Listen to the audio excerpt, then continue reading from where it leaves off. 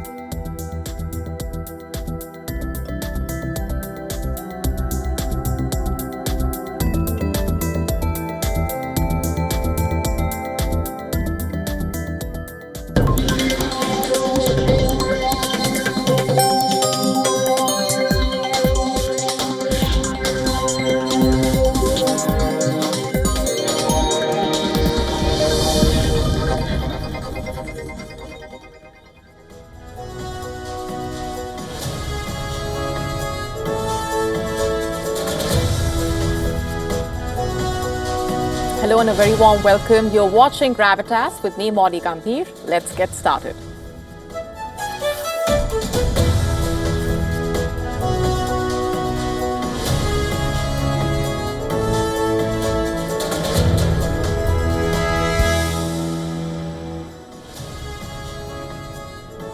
Our top focus tonight on Gravitas, we are breaking down for you all that's happening on the Russia-Ukraine war. We tell you about the attacks not just on the battlefield, with Vladimir Putin calling Ukraine's leadership organized criminal syndicate. Also, what is the draft US proposal all about that's been reported? Piecing it all together for you in just a bit. And also on the show for you tonight, we focus on a big question, the answer to which has far-reaching implications.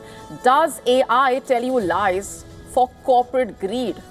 You don't want to miss this. 3 disturbing cases coming in from India were triggering questions over safety in the education system of the country. All this and more coming up.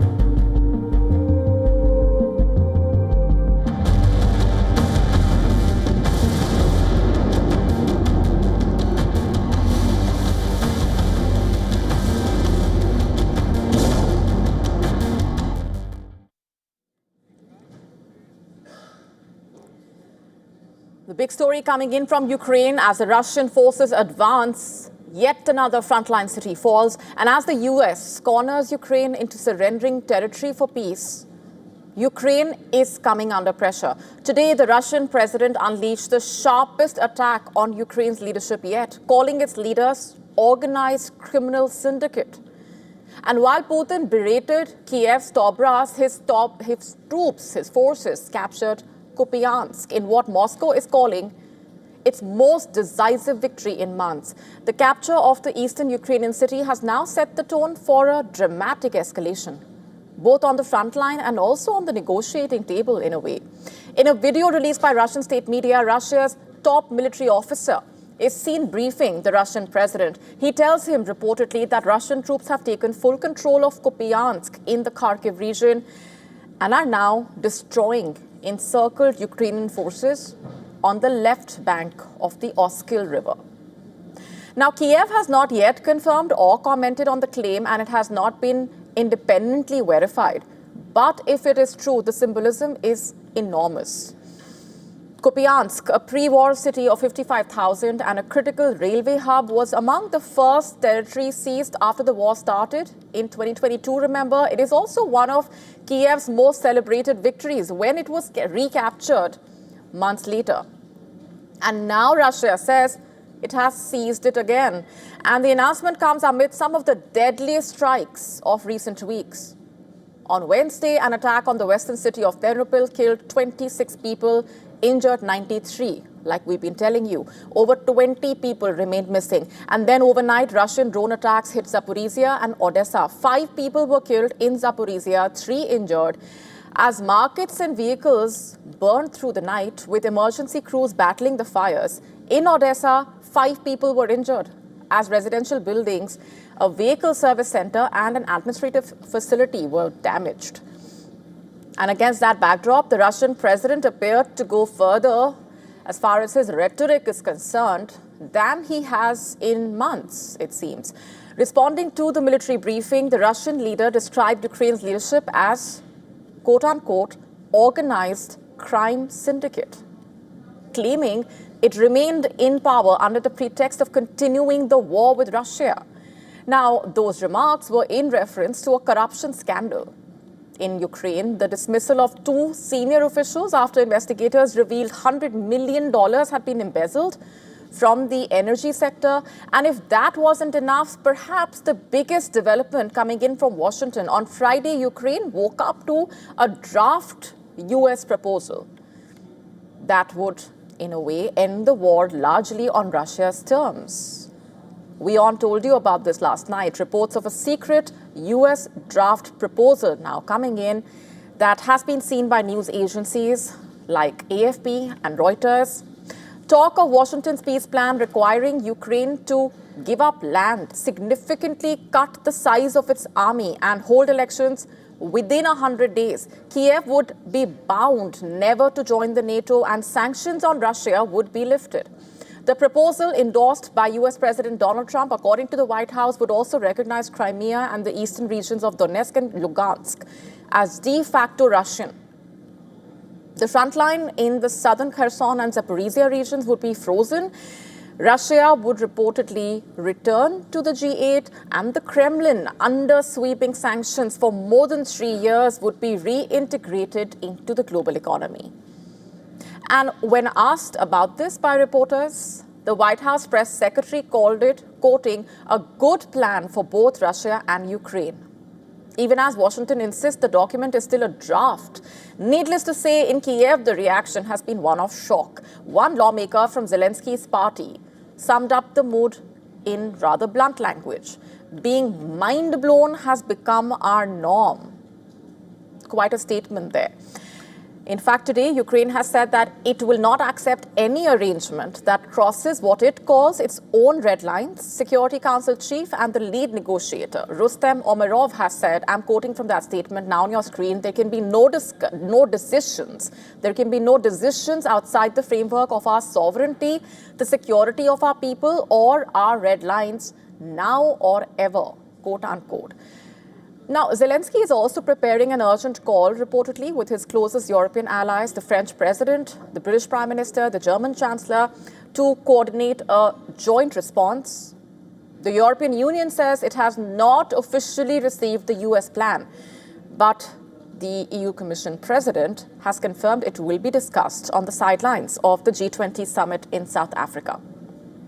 Zelensky says he will speak directly with Trump in the coming days and insists that Ukraine needs a dignified peace. But so far, he has not said whether Kyiv could agree to any part of the US proposal as such. So losing Kupiansk may mark more than just a military challenge for Ukraine, with the Russian forces advancing, American pressure building up, European hesitation visible, Ukrainian morale tested by corruption scandals, and staggering battlefield losses. The outcome may hinge not only on who wins territory, but on what terms Ukraine, the war, will actually end.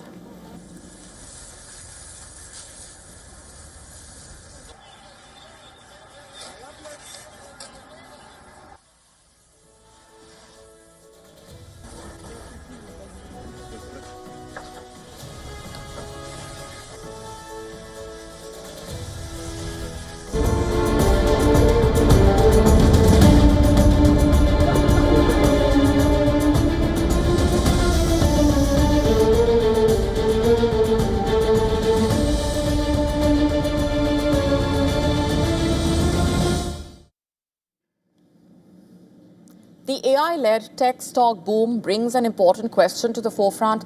Does AI tell you lies for corporate greed? And why is this question being asked?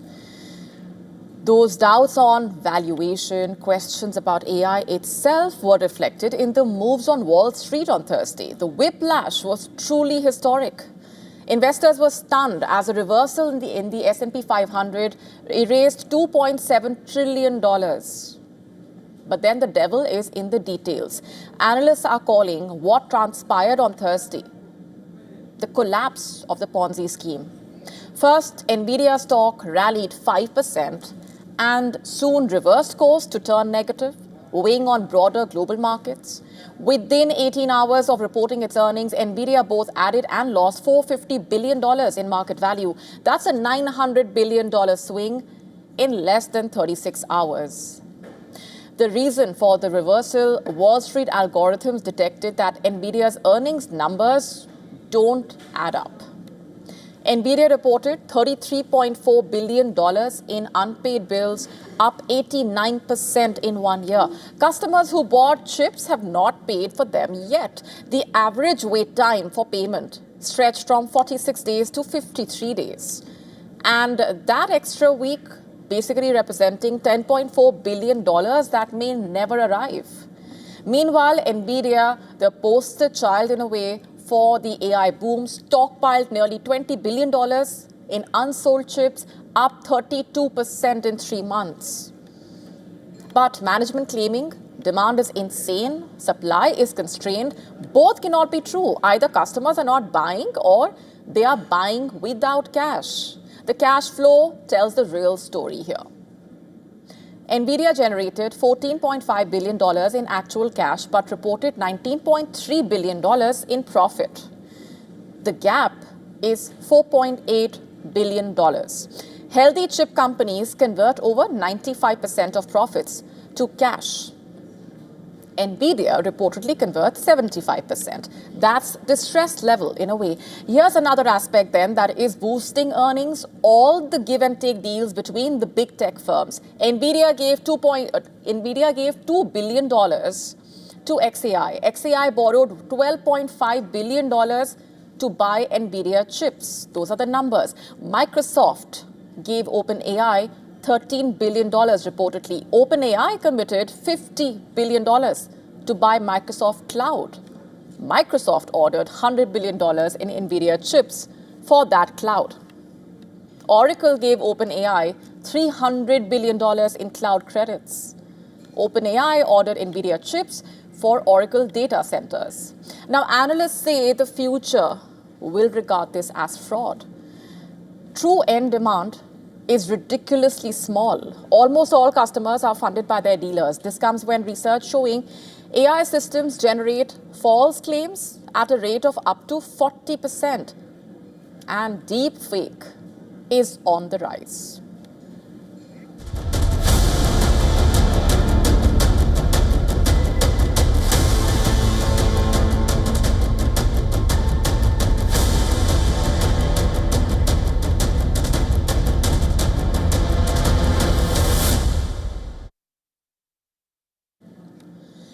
Our next story raising questions over school safety and accountability in India. 3 deeply disturbing cases, each triggering questions about neglect within educational institutions, allegedly. We are starting off with Delhi, with the heartbreaking death of a 16-year-old boy, a class 10 student of a prestigious school in the capital. A boy who dreamt of joining an acting academy in Mumbai, who loved dance, sport, energized everyone around him. According to reports, hours before his death, he was at a school dance rehearsal where he reportedly slipped on stage. An incident that should have been met with support, encouragement. But as mentioned in his suicide note reportedly, it ended in humiliation and rebuke from the teachers. According to his family, these moments were part of a longer pattern of being singled out, allegedly, and publicly scolded for months, they say. A handwritten note recovered from his bag has only intensified the outrage. In that note, the student named certain teachers alleging persistent harassment, and left a heartbreaking apology to his family, along with a final plea for justice. The incident triggered massive protests by the students and parents at the school gates, demanding accountability, demanding immediate action. The anger is only palpable. In fact, in response, the principal has suspended 4 staff members, including the headmistress, a coordinator, and 2 teachers. Reportedly, they have been ordered to remain available for investigation, but barred from entering the school or interacting with the students, staff, or parents.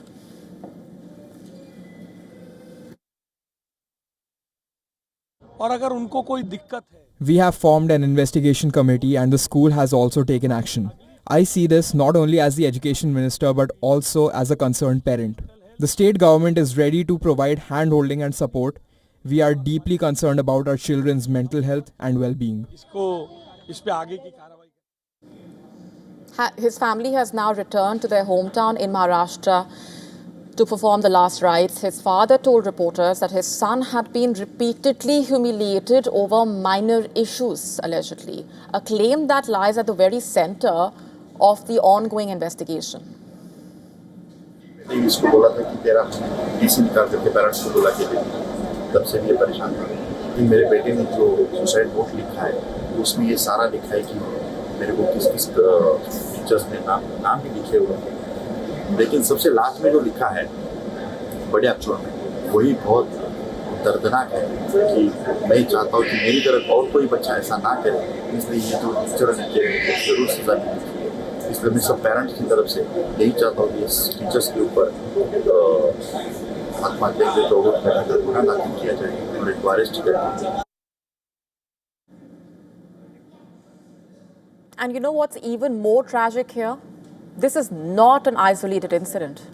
In Madhya Pradesh, another teenager, a 17-year-old, has died, leaving behind a note alleging harassment by a male teacher. The police saying the note claims she was mistreated and even physically handled inappropriately during punishment. An investigation is underway there as well, with the parents angry, demanding strict action against the accused teacher. In Andhra Pradesh's Chittoor district, third such case coming in, a 19-year-old nursing student died after a critical injury from a fall, reportedly. The relatives describing it as an attempt to escape severe mental distress. The family has directly blamed the college staff, claiming pressure, harassment drove her to this condition. The incident has sparked a lot of panic and anger among the students and parents, once again putting the hostel safety and counseling support under the scanner. Now, these are serious concerns. 3 states, 3 young lives, one painful, tragic common thread running through them. Students feeling trapped, voiceless, unheard, within the very institutions meant to nurture them, encourage them and support them. If these tragedies are to mean anything, they must be a wake-up call. Schools and colleges, educational institutions at large, must establish strong counseling systems, to say the least. Clear complaint mechanisms, regular teacher sensitization, zero-tolerance policies for any kind of humiliation or harassment. Because no report card, no rehearsal as such, no examination is ever worth what these children have gone through, and no family should have to endure what these families will now live with.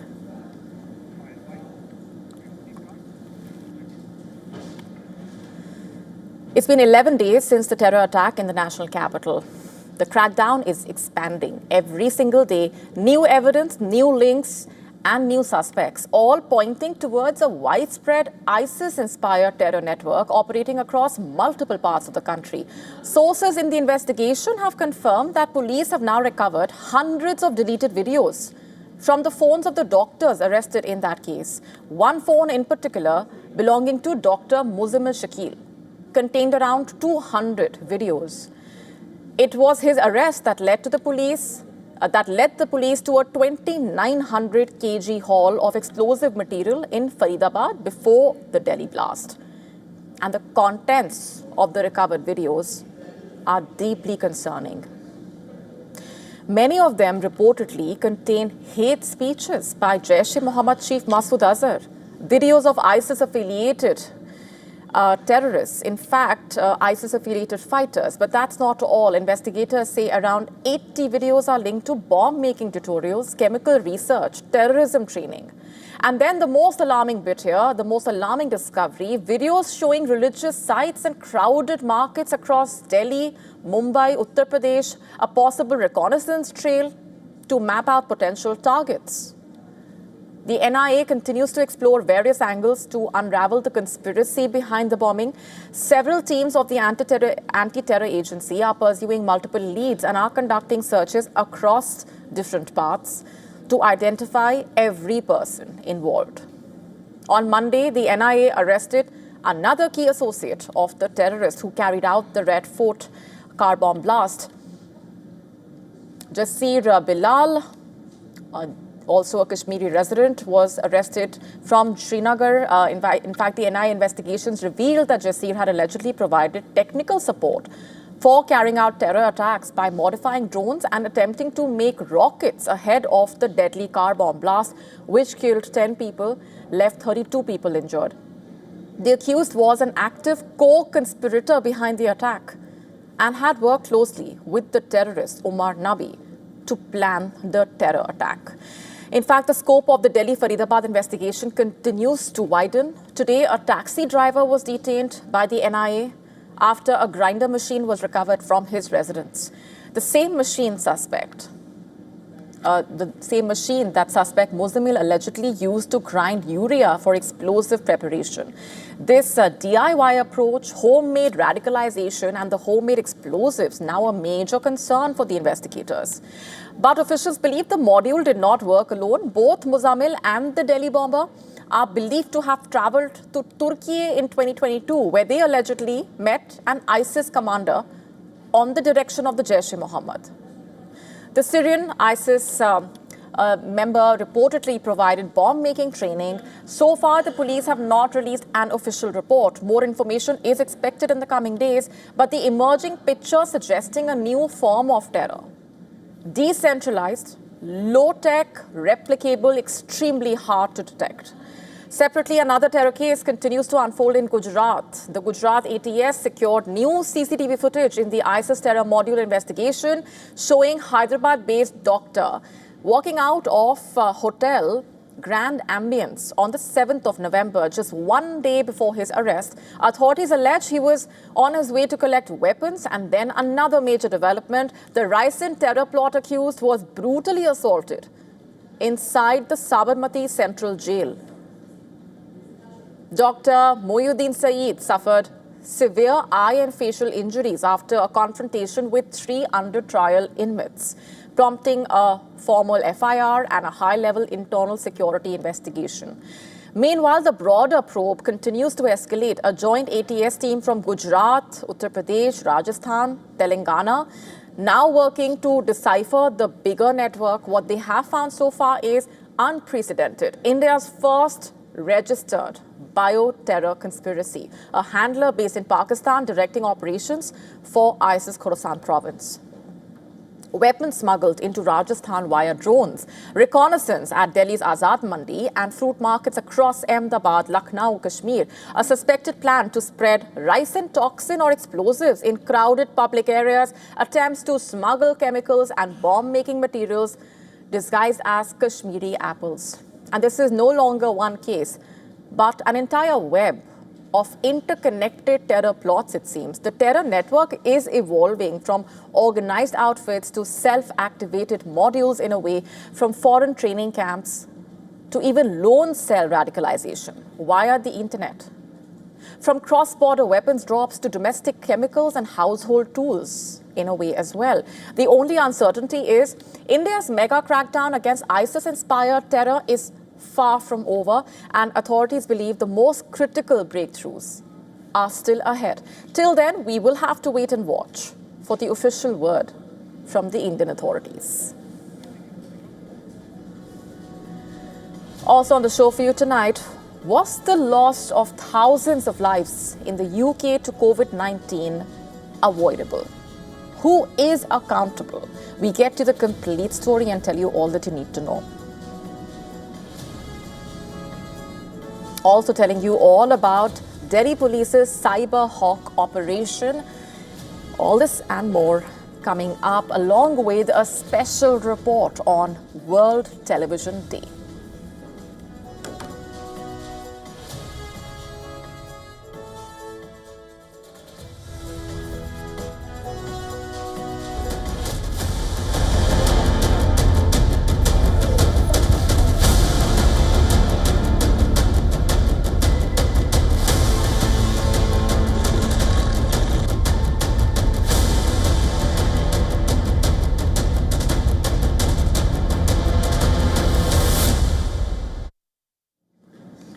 On to alarming news coming in from the UK, where a damning public inquiry report has painted a shocking portrait of the UK's response to COVID-19, calling it too little, too late. And basically saying that thousands of lives could have been saved, thousands of lives. The inquiry basically highlighting a critical lapse in the leadership and a failure by the then Prime Minister Boris Johnson to grasp the actual scale of the crisis, a failure to act when every day counted, among other aspects. The report describes February 2020 as a lost month when Johnson not chairing a single Cobra meeting on COVID-19 and the government's response stalling even as the virus spread. The report criticizes the then Health Secretary Matt Hancock and top official Chris Wormald for failing to correct misleading claims about the government's preparedness. Failure to lock down earlier may have cost lives. Had the lockdown been imposed 1 week earlier than the 23rd of March, the evidence suggests that the number of deaths in England alone in the first wave up until the 1st of July 2020 would have been reduced by 48%. That is approximately 23,000 fewer deaths. Now, overall, the inquiry says thousands of the UK's 227,000 COVID-19 deaths were avoidable, adding that an earlier lockdown could have cut the first wave deaths by 48%. 48%. We're talking about lives being lost here.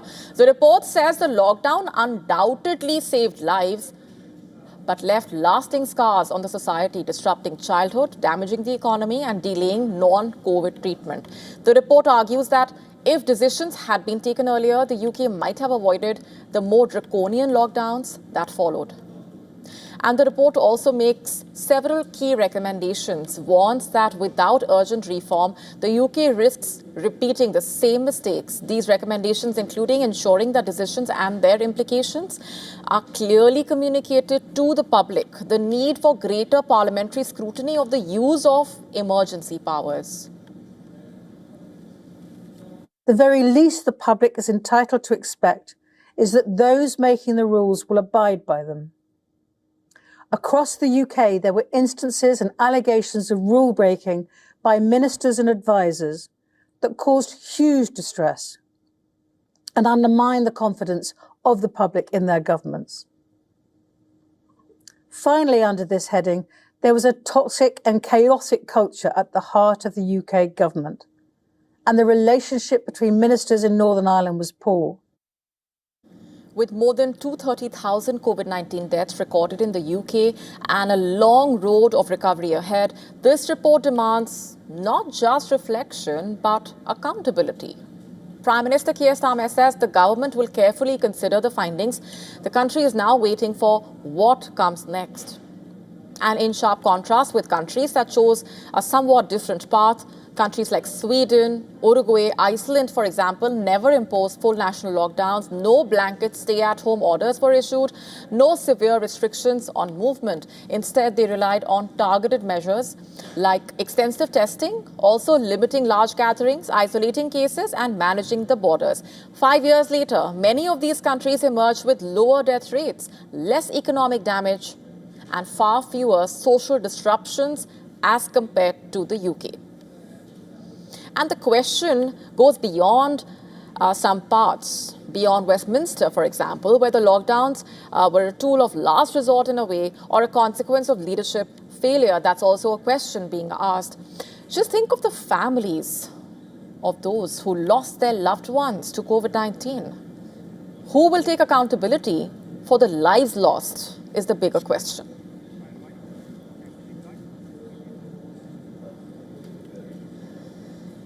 Meanwhile, staying on with the UK, the government is facing a high-stakes decision on whether to approve China's proposed mega embassy in London, despite concerns over espionage and national security.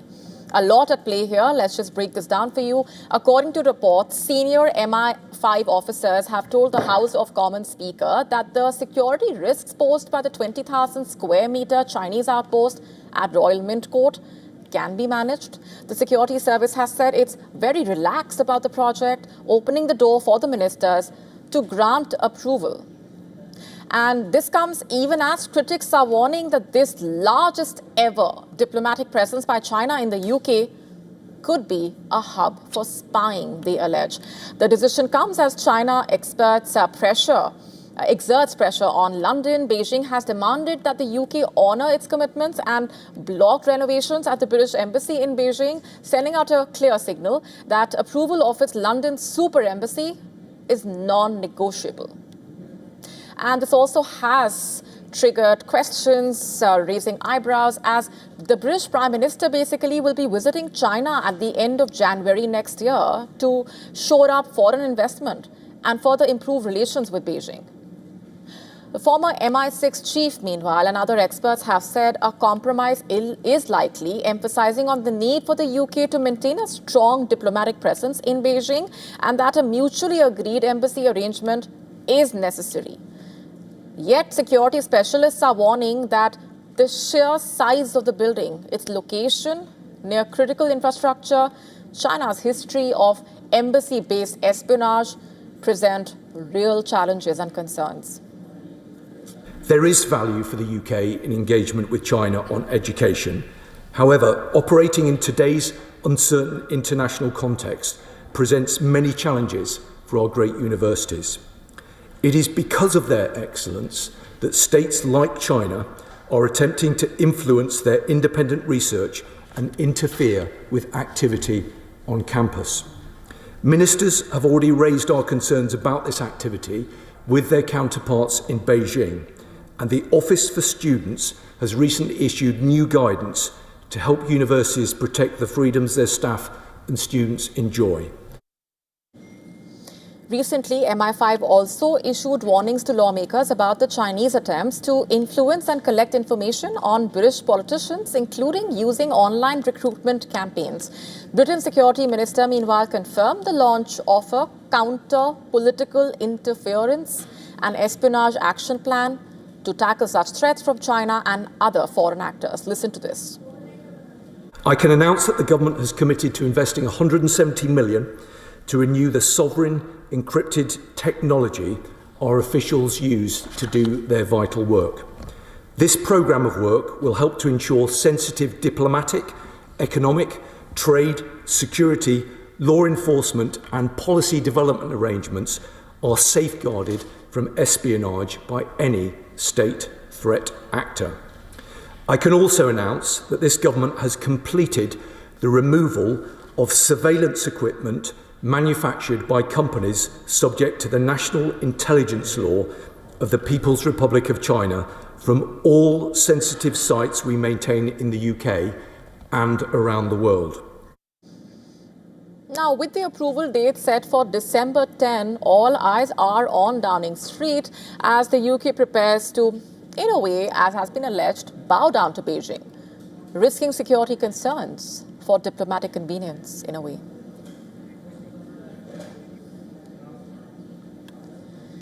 Switching gears, the line was crossed, rhetoric became a death threat. A sitting US president called for the execution of elected officials, plunging Washington into a whole new crisis. The Democrats are outraged, but White House says one should hear what the Democrats are saying and that it is dangerous. Our next story getting you all the details.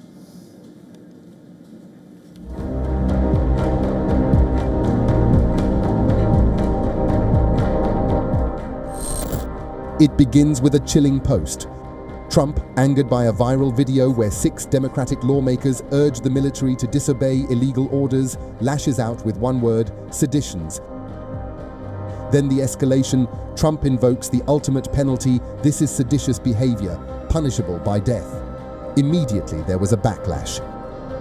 Trump's fury came after a group of Democratic Congress members called upon the military and intelligence community to refuse illegal orders. Watch the video where the statement was made.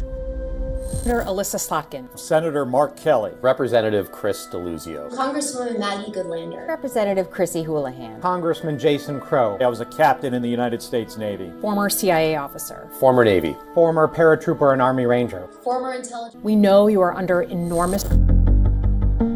Critics called it reckless, dangerous. Democrats are lashing out, saying a line: no modern US president has crossed in public view. Disgusting and dangerous what Donald Trump has said in accusing patriotic members of Congress and the Senate who served this country well of treason and suggesting they should be killed. That's disgusting. We, of course, have come to expect this from Donald Trump. The last 41 days have exposed the depths of Donald Trump's cruelty. He shut the government down longer than any president in American history, took innocent kids, veterans, federal workers as hostages, political hostages, all because he refuses to do anything to fix the healthcare crisis, and instead keeps pushing policies that will cut people's coverage even more. White House asserts that US President does not want to execute members of Congress, but questioned the intentions of the Democrats. We have 1.3 active duty service members in this country, and if they hear this radical message from sitting members of Congress, that could inspire chaos, and it could incite violence, and it certainly could disrupt the chain of command. At the heart of the storm was a simple question: how far is too far? Trump's defenders claimed he was responding to Democrats encouraging soldiers to refuse unlawful commands. But opponents saw the post as a dangerous use of presidential power, weaponizing the idea of sedition, a charge tied to national betrayal to intimidate political enemies. America now stands at a crossroads. The rhetoric is harsher, the stakes higher.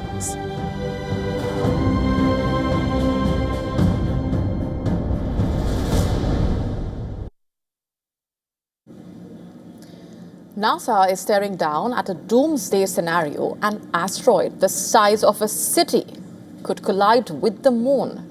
The event could kick up quite a storm of debris. It could destroy satellites, space stations, future space missions could be impacted. Our next report decoding how there are plans to destroy this asteroid using a nuclear bomb. Take a look.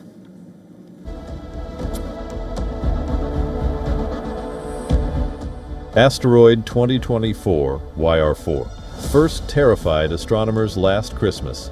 Detected just 2 days after passing Earth at barely twice the moon's distance, it initially carried a 3% chance of striking our planet. Now that has been ruled out, and the new trajectory of the asteroid shows that it is heading towards the moon. The stakes couldn't be higher. A direct hit wouldn't just scar the moon. It would unleash a vast cloud of micrometeoroid debris that floods low Earth orbit, a deadly hazard for robotic eyes and astronauts alike. This could cripple critical space infrastructure and disrupt scientific exploration. Traditional tactics won't cut it. NASA's first instinct to nudge the rock away with a spacecraft like DART was considered, but the asteroid's uncertain weight and mass make precise deflection almost impossible. Time is ticking fast, so NASA is mulling the nuclear option. 2 100-kiloton nuclear bombs, that's 5 to 8 times bigger than the one exploded over Hiroshima. The plan is to detonate the nuke near the asteroid, shattering or diverting it before it hits. The explosion would impart enough energy to disrupt the asteroid's path without simply turning it into more deadly fragments. This bold move never tried before in space, could buy humanity critical time and protect the moon and Earth's surrounding space. But the nuking plan is controversial. It demands leaps in technology, diplomacy, and funding, and much more thorough research to fully understand the risks and rewards. The political implications are staggering. International treaties would need rewriting, global consensus would need building. And all of this while the clock ticks toward December 2032, when the asteroid is scheduled to hit our moon. Bureau report, WION World is one.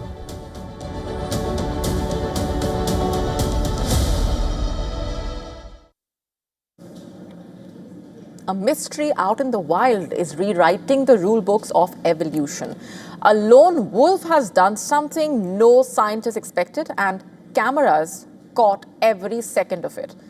It's a rare glimpse into animal intelligence that's rewriting what we thought we knew about wild animals. The scene unfolds off the rugged coast of British Columbia.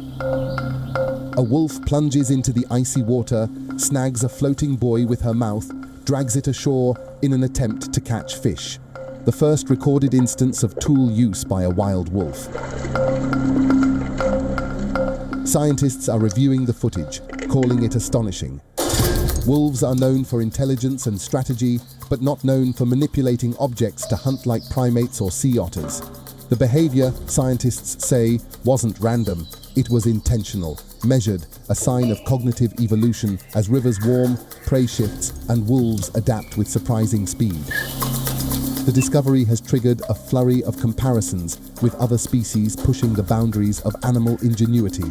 Crows crafting hooks from twigs to pull insects from cracks. Dolphins using sea sponges as underwater armor while foraging. Octopuses carrying coconut shells to build mobile shelters. Even bears rolling logs to climb over enclosures. And now wolves striking fish with tools like seasoned hunters. But what makes this case unique is the predator involved. Wolves rely on packs, speed, and coordination.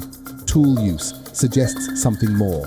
Individual problem solving, innovation, learning that could spread across territories. If one wolf has mastered it, scientists think others may follow.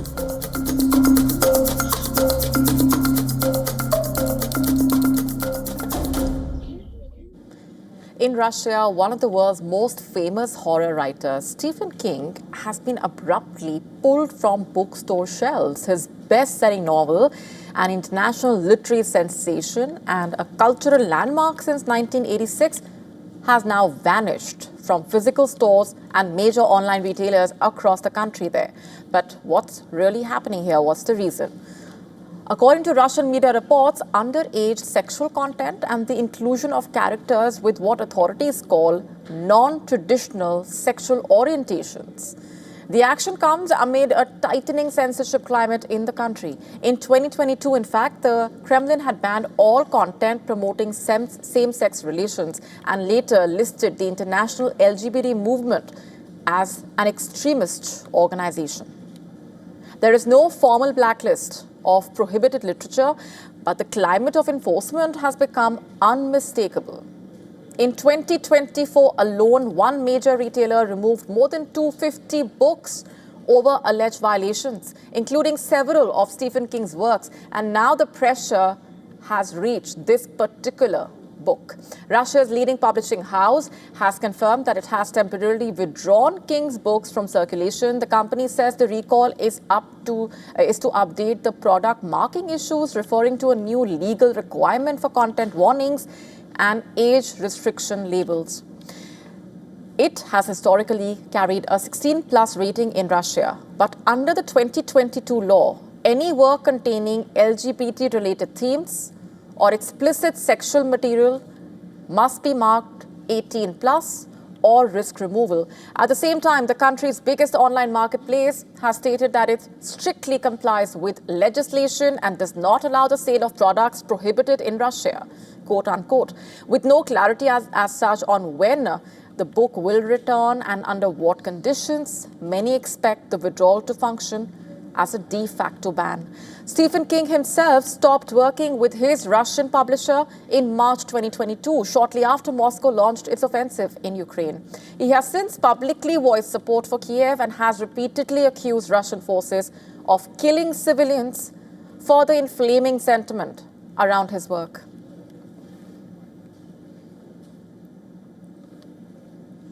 It is often referred to as the small screen, but television has given birth to many big stars in showbiz. And on the occasion of World Television Day, here's a look at the actors who owe their careers to television. Over the years, several actors have swiftly made their way to films from the world of TV shows. Many of them, in fact, have tasted success like no other. Indian superstar Shah Rukh Khan stands out as a prime example here. After theatre, his initial acting days in the late 1980s included TV series like Fauji, Circus. His role as Abhimanyu Rai in Fauji established him as a name to look out for. He is now one of Bollywood's highest paid stars, enjoys a massive fan following the world over. Interestingly enough, he shared his National Film Award for Best Actor this year with Vikrant Massey, whose acting roots also stem from television. His most popular shows, in fact, being Balika Vadhu, one of them. It was only later that he transitioned to the big screen and received critical acclaim for his performances as well. Indian actor Sushant Singh Rajput, who passed away on June 14, 2020, another name that transitioned from TV to the world of films. He featured in popular shows like Pavitra Rishta before he went on to star in movies that have done considerably well. Another notable star who had a remarkable journey from a TV actor to a critically acclaimed global icon was Irfan Khan, of course. The cinema star breathed his last on April 29, 2020, but his legacy lives on. He appeared in several shows, including Chanakya and Bharat Ek Khoj. Interestingly, he continued his TV career even after achieving fame. Not many would know, but one of Khan's most popular shows, Banegi Apni Baat, also featured R. Madhavan, who would then go on to become a mascot of meaningful cinema across languages. And the show also featured Shefali Shah, who has since starred in a string of other memorable OTT shows and films, of course. Vidya Balan, who is known for picking content-driven cinema, was only 16 years old when she started her acting journey with the TV sitcom Hum Panch way back in 1995. After the initial success, she switched to films, landed her breakthrough role with Parinita. This was in the year 2005. While these are only some of the names, of course, many other actors started their journey on television. Ayushmann Khurrana, for example, participated in a reality show before he switched roles. Mandira Bedi became a household name with the 1990s TV show Shanti. While the reasons for the transition can be many, it's interesting to notice how one thing can lead to another, even in an industry where trends change every Friday.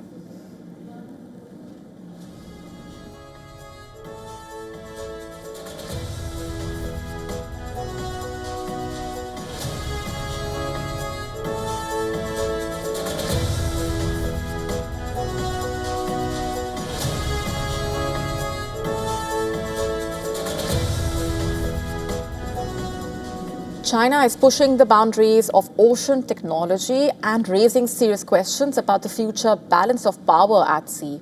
Beijing is now building what it calls a floating, all-weather, deep-sea research facility.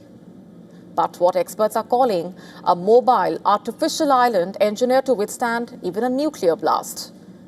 This giant semi-submersible platform, weighing 78,000 tons, is the first of its kind in the world. It carries the same displacement as China's newest Fujian aircraft carrier and can house over 230 personnel for 4 months without any resupply.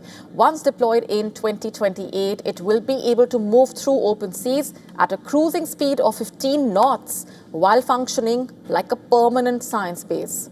Chinese scientists from Shanghai Jiao Tong University saying the superstructure holds critical systems, power, communication, navigation modules that must remain operational in any circumstance.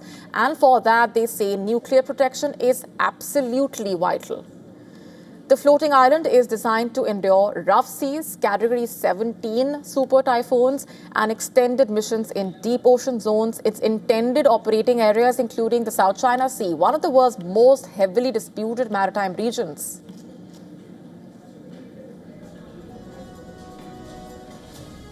Onto the world of sport now. The Ashes lived up to every bit of the hype. The first test in Perth exploded with thrills, a lot of drama. An astonishing 19 wickets fell, the most on an Ashes opening day since 1909. By stumps, England had snuck ahead on a fast-moving day, and at the heart of it all, Mitchell Starc and Ben Stokes, who turned the opening day into one of the most electric starts to an Ashes series in a century. England won the toss, elected to bat, but it was a chaotic start. Mitchell Starc was breathing fire. Unlike the 2022-2023 series, the left-arm pacer did not take a wicket with the first ball, but sent Zach Crawley back in the first over. Ben Duckett also fell to Starc, who exploited the conditions perfectly. Joe Root, still chasing his first century in Australia, became Starc's third victim. And Ollie fell just before lunch. Then Harry Brook held firm, scoring the only 50 of the day, staving off complete collapse. But Starc returned to finish off the tail, securing a career-best 7-wicket haul.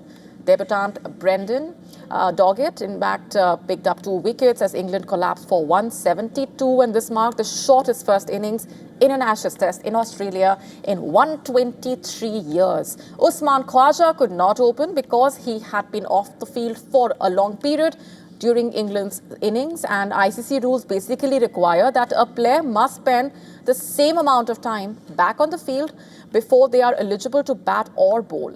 And as a result, Marnus opened alongside Jake Weatherald in his place. Weatherald fell for a duck, trapped LBW by Jofra Archer. Australia struggled early, losing 4 wickets for just 31 runs, including that of stand-in captain Steve Smith. Cameron Green and Travis Head putting together a 45-run partnership to stabilize things. Stokes then ran through the middle lower order, picking up a 5-wicket haul as Australia ended the day at 123 for 9. England lead by 49 runs going into day 2.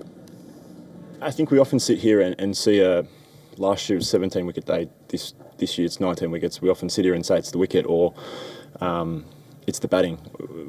But I think both teams bowled really well. We know how England want to take the game, the approach of being aggressive. That creates opportunities, and I thought we bowled quite well.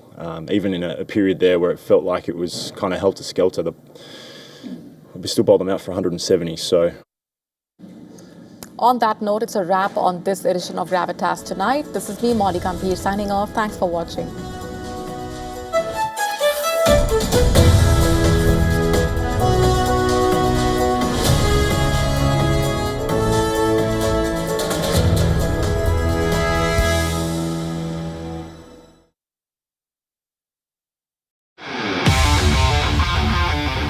Will AI deliver, or is it all hype? It can pilot a race car faster than a trained driver. Turn a robot into a humanoid. Gamers are having a field day at a video games museum playing down memory lane. Catch all these stories and more on Tech It Out, only on WION at these times.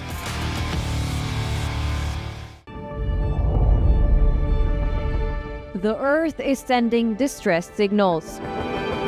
Wildfires, droughts, and melting glaciers. Can we reverse the damage? Explore the harrowing effects of climate change. It's a wake-up call. Global emergency. Climate Tracker on WION World is One. Africa hosts the G20 for the first time, and Johannesburg becomes the world's power stage. 42 countries will gather and participate for G20 Leaders Summit.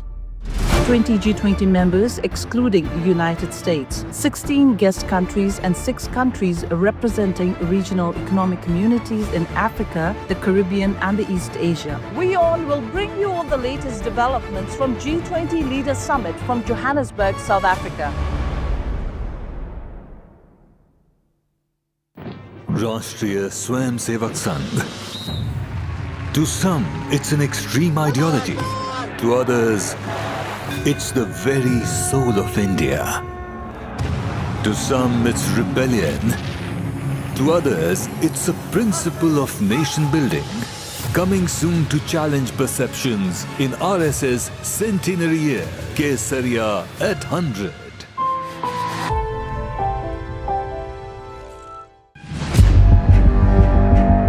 Where darkness hides behind every corner. Where the truth is stranger than fiction. A show that dives deep into the stories which shock and mystery.